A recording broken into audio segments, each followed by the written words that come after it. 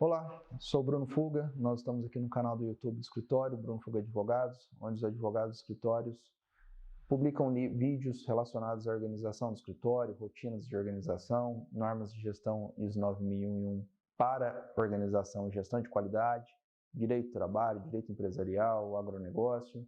E o nosso assunto hoje é sobre processo civil.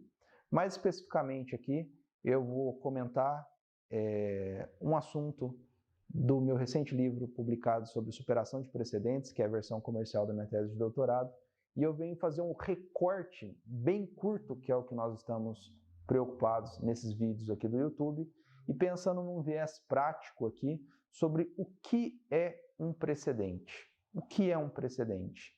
Logicamente eu vou fazer um recorte muito prático aqui, não vou entrar em maiores detalhes sobre esse assunto, mas eu vou tentar fazer esse enfoque aqui para os advogados pararem para pensar sobre o que é precedente nessa ótica de rotina de trabalho para a gente poder incorporar obrigatoriamente na rotina forense, nas suas peças processuais, nas leads da rotina forense.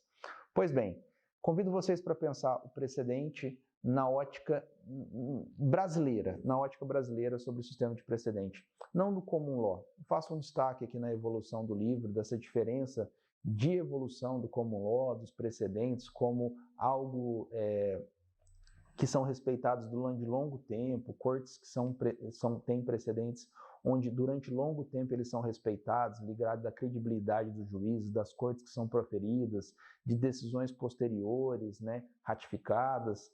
Mas o precedente é brasileiro aqui, que é importante a gente incorporar, e em especial pela essa mudança de paradigma que teve no Código de Processo Civil, pela nova roupagem da reclamação, pela aplicabilidade do artigo 927, pelo RDR, IAC, que vem positivado dentro do Código de Processo Civil. O que eu convido vocês para pensar e para a gente incorporar dentro de nossas peças processuais? Nós precisamos entender, dentro de um precedente, a utilização do que o artigo 489 fala, que são os fundamentos determinantes, de uma decisão judicial. Quais são os votos? Precedente, entender qual que é a decisão judicial, não é certamente, isso é um grande erro de um jurista, ler a ementa. A ementa certamente, ou muito dificilmente, extrai a ratio do caso, os fundamentos determinantes do caso. Nós precisamos, para entender um precedente, uma decisão de corte superior do STJ, do STF, ler os votos, ler todos os julgamentos, os argumentos, ler os pedidos, a petição, as defesas, para saber, dentro desse princípio de congruência, desse princípio de analogia, de fundamentos da decisão, o que se trata o caso. Porque quando você diz para um julgador tentando fazer a aplicabilidade do 489, do 927, para que ele siga a decisão que você cita como um precedente, você certamente precisa fundamentar quais são os fundamentos determinantes do seu processo e do processo que você diz paradigma, para que ele tenha uma similitude, portanto, tenha a mesma ratio, digamos assim, tá? Um grande erro de um advogado é ler uma ementa, digo até preguiçosamente, e dizer que ele é igual ao seu caso e, portanto, o julgador precisa seguir. Isso não reflete, certamente, qual que é a ratio do processo paradigma para que se possa comparar ao seu caso. Então, nós precisamos entender dentro de um precedente, dentro da ótica do processo civil, e não somente do processo civil, que entender o precedente é dentro desse contexto todo do julgamento. Um precedente, por exemplo, não se reflete pela simples leitura do texto da súmula. O texto de uma súmula certamente não reflete o contexto de obrigatoriedade de respeito de um precedente. O precedente se forma com todas as decisões judiciais que deram origem à súmula e os fundamentos determinantes dele. Isso sim é dizer para um julgador, dentro de uma peça ou para outra parte, que nós temos um precedente que precisa ser seguido, tá bom? E eu digo precedente aqui nesse vídeo, certamente de forma muito genérica, porque nós temos diversas forças que a doutrina diz e inclusive diverge, diversas forças vinculativas aqui, porque nós temos diversas possibilidades de vinculação de um IRDR, de um AC, de um recurso especial, de uma decisão em controle concentrado, onde e por diversos fatores, aquele precedente pode ter uma força mais forte, uma força mais fraca de vinculação de respeito nas decisões judiciais. E esse, inclusive, não é o foco ou de preocupação desse vídeo nosso.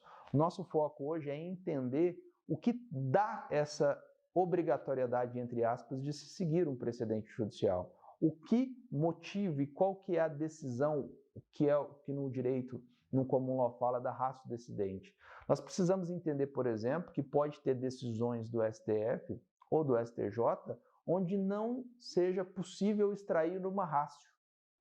Nós precisamos ter essa noção, porque, por exemplo, algumas decisões do STJ ou do STF pode ter um fundamento em decisão, a decisão ser fundamentada com um processo onde o pedido não tem uma congruência, os fundamentos dos votos são incoerentes entre eles, ou seja, ele acaba com uma decisão tendo um dispositivo, uma ementa, mas nós não conseguimos extrair uns fundamentos determinantes para dizer que algo deve ser seguido ali, a não ser em especial para o caso concreto, tá? Ou seja, nós não conseguimos abstrair alguma coisa para dizer que tem um fundamento determinante, tá?